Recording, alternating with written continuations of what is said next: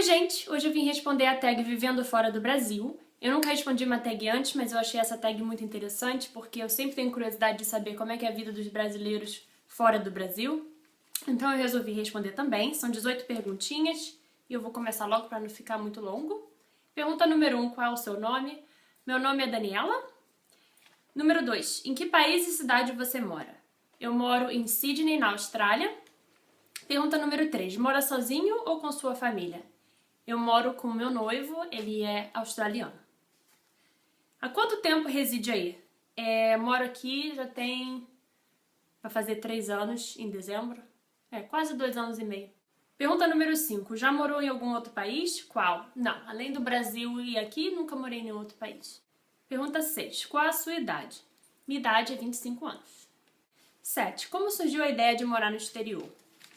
Eu vou tentar resumir mais ou menos como surgiu essa ideia, mas eu já tinha vindo aqui uma vez visitar, passei 30 dias aqui, eu tenho uma prima que mora aqui já há 10 anos e a gente é muito, muito colada desde pequenininha e eu tava morrendo de saudade dela já e eu também queria viajar, queria conhecer outro país, então eu vim passar um tempo, mas chegando aqui eu me apaixonei totalmente pelo país, assim, achei demais. E quando eu voltei pro Brasil, eu já tava assim, insatisfeita com algumas coisas no Brasil mesmo, com a realidade brasileira, eu já tava assim meio de saco cheio, e como diz o ditado, os incomodados que se mudem, então eu resolvi arrumar minha trouxinha e vim pra cá.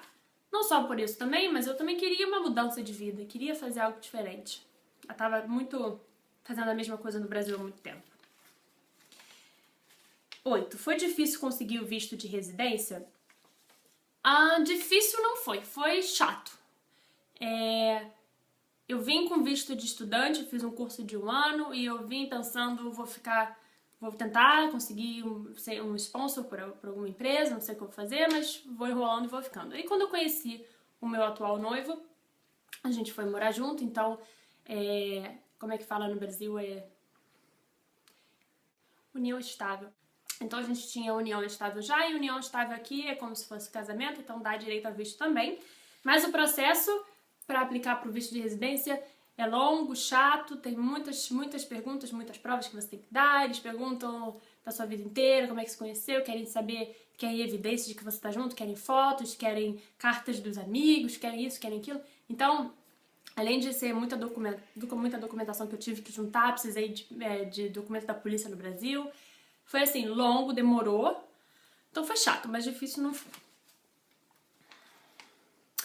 9. Qual foi a pior situação que você já passou por aí? Olha, eu nunca passei assim por nenhuma situação assim horrível, nada assim assustador, nada chocante, nada não. Mas uma situação muito chata que eu passei e continuo passando sempre é o problema do meu sobrenome. É um saco, porque brasileiro tem aquele sobrenome, né, de realeza, 5, 4, 3, muitos sobrenomes. E aqui, pelo menos na Austrália, as pessoas não entendem por que alguém pode ter mais que um sobrenome. Porque aqui normalmente você pega o sobrenome do seu pai, e é o seu nome e um sobrenome, acabou. E eu tenho três sobrenomes. E as pessoas, assim, ou elas acham que meu sobrenome, os 2 primeiros, é nome composto, e o último é o meu sobrenome, ou elas não entendem, aí dá sempre problema. Por exemplo, na minha carteira de motorista tem o meu nome completo. No meu passaporte tem o meu nome completo. Mas nos meus cartões de crédito só tem o meu nome, o primeiro e o último, né? Abreviado. Aí eles já começam a implicar, falam que não é a mesma pessoa, me fazem pegar comprovante de que meu nome é esse, mas que eu abrevio e tal. Então, pra mim, isso é um saco. Ter nome comprido é muito chato. Também, toda vez que você liga pra alguém, alguma empresa, eles perguntam o seu nome todo, eu tenho que soletrar o nome inteiro, e quando eu falo o nome todo, eles começam a rir, tipo, porque idiota, você tem 3 sobrenomes. Então, é difícil pra eles entenderem isso. Então, é um saco. Pergunta número 10. Fale de um ponto turístico que você gosta e fale um pouco sobre ele. O ponto turístico, meu favorito, é Sydney Harbour, que é a Baía de Sydney. É uma baía enorme no meio da cidade de Sydney, ela tem 55 km². Então, é onde tem o porto, e a cidade de Sydney foi construída em volta da baía. E ela é muito linda, a água é clarinha, e é onde tem o Opera House e a Harbour Bridge, que é a ponte de Sydney, então eu acho bem bonita. Eu vou colocar aqui umas fotos para vocês verem. Pergunta número 11. Você fala a língua local? Acha que é importante aprender?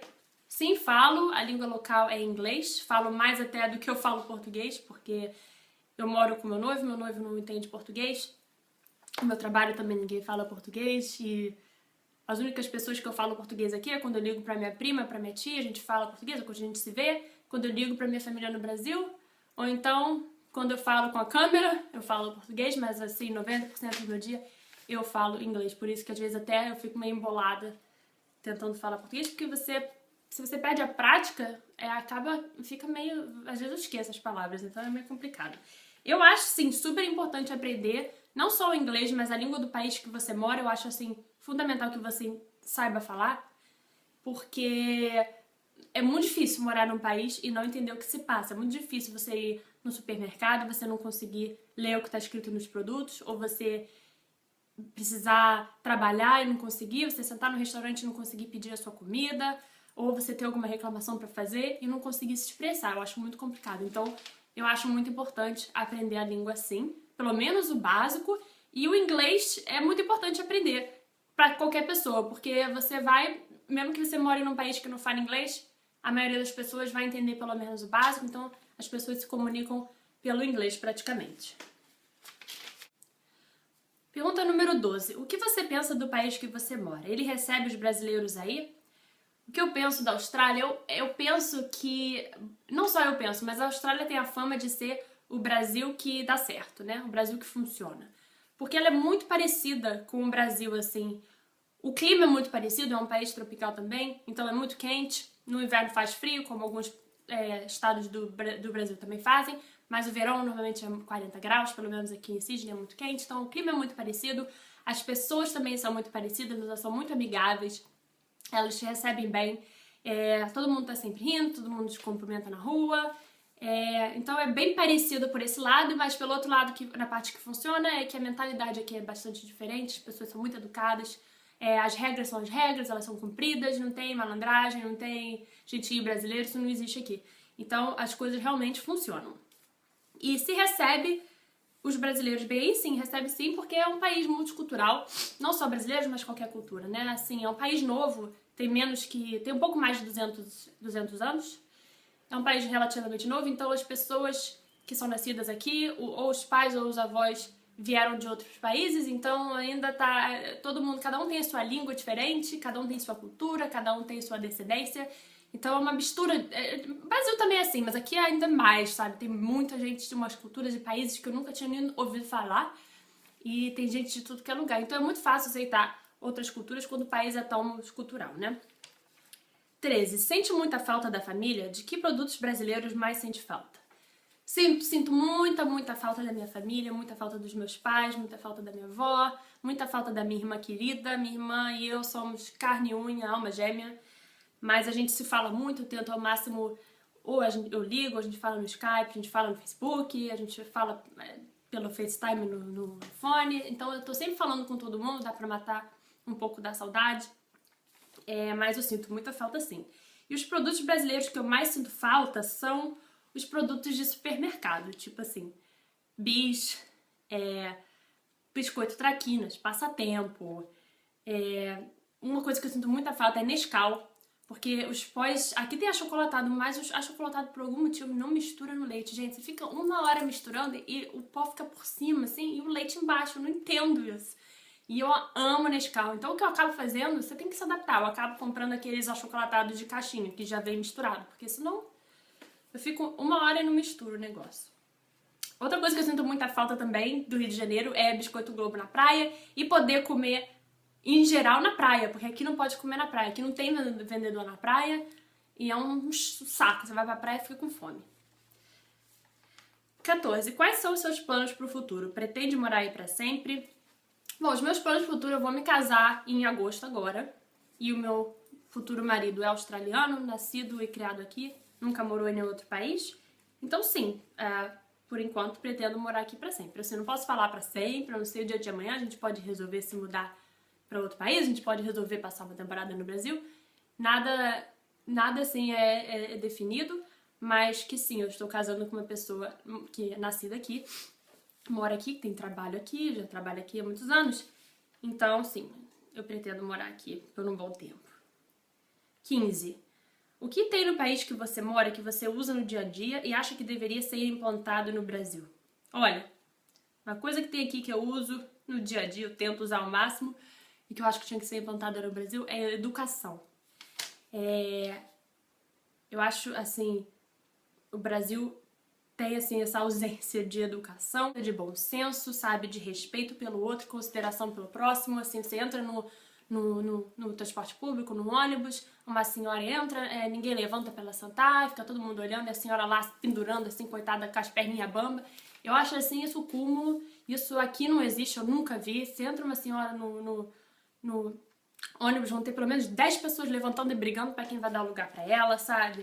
Aquela coisa de... coisas pequenas também, que, por exemplo, você entra, chega no Brasil, você espera o elevador abre, você tá querendo sair do elevador, tá um monte de gente entrando. Poxa, tem que ter bom senso, né? Se a porta abriu, você tá entrando, tem que esperar todo mundo sair primeiro pra depois você entrar. Não tem que ficar brigando quem vai entrar, quem vai sair, como se o elevador fosse voar, alguma coisa assim, sabe? Umas coisas que irritam, assim, chateiam, mas que eu acho que as pessoas tinham que, sabe, desde pequenininhos, que eduquem seus filhos a coisas básicas de bom senso. Poxa, deixa a pessoa assim, levanta pra senhora sentar. Coisas pequenas, que não sei porquê, mas o Brasil realmente não tem.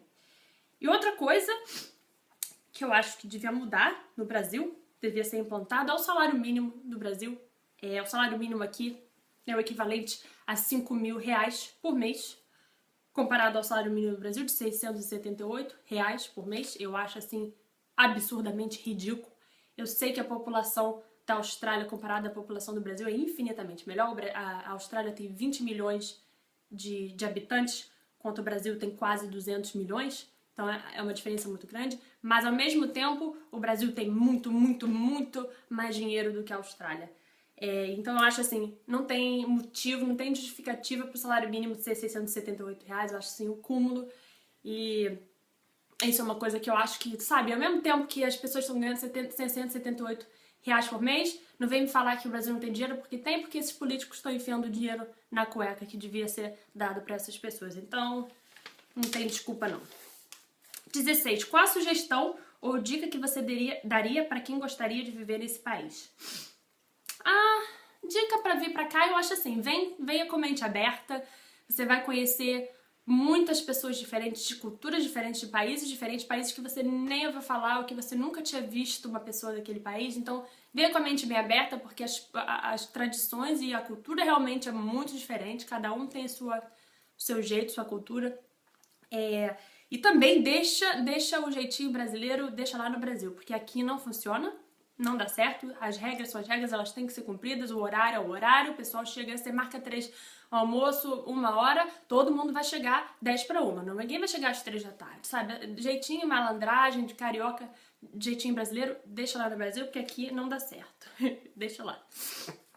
17. Se você pudesse descrever com uma palavra a experiência que está vivendo nesse país, qual seria? Com uma palavra, eu acho que seria amadurecimento. Porque pelo menos a criação brasileira é muito assim, você tem sempre alguém fazendo tudo pra você. Quando eu era pequena, minha mãe fazia tudo pra mim. Realmente, você no Brasil, quando você é pequena, você cresce tendo tudo. Alguém faz tudo pra você. Sua mãe, ou a sua mãe, ou tem a empregada doméstica, cozinha, lava, passa, arruma sua cama, arruma seu quarto, faz a faxina, tudo. Então você não aprende a fazer nada. Você aprende, depois que você cresce no Brasil, você aprende na marra. Porque desde pequenininho, pelo menos a minha criação, foi que eu tive tudo assim de mão beijada. Fui criada que nem uma princesinha. Tinha empregada, tinha minha mãe pra fazer tudo, eu não sabia cozinhar. Quando eu cheguei aqui, foi um sufoco, porque eu não sabia cozinhar, não sabia lavar roupa, não sabia limpar a casa, não sabia limpar uma privada. Então eu tive que aprender na marra. Então eu amadureci muito assim, porque aqui não tem como, não existe empregada doméstica, não existe faxineira. Existe, mas você precisa ser milionário para poder bancar uma, porque o salário mínimo, como eu já falei, é 5 mil reais por mês, então não tem como. Então a gente vai pro trabalho, a gente acorda, vai pro trabalho, quando chega em casa tem que pensar no que vai cozinhar pra jantar, tem que cozinhar o jantar, tem que lavar a roupa, passar a roupa, tem que fazer faxina, limpar a casa. Então, assim, é brabeira. Então, assim, você amadurece muito, porque eu não cresci tendo que fazer tudo. vim pra cá com 22 anos de idade, foi lá que eu fui aprender a fazer as coisas.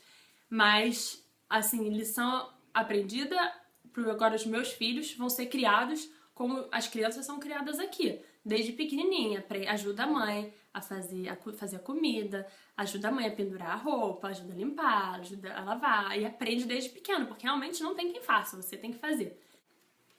E última pergunta, 18. Mostre algumas fotos da cidade em que você mora. Então eu vou colocar as fotos agora pra vocês. A tag tá respondida. Quem quiser responder também pode fazer. São essas as 18 perguntas. E tchau, espero que vocês tenham gostado.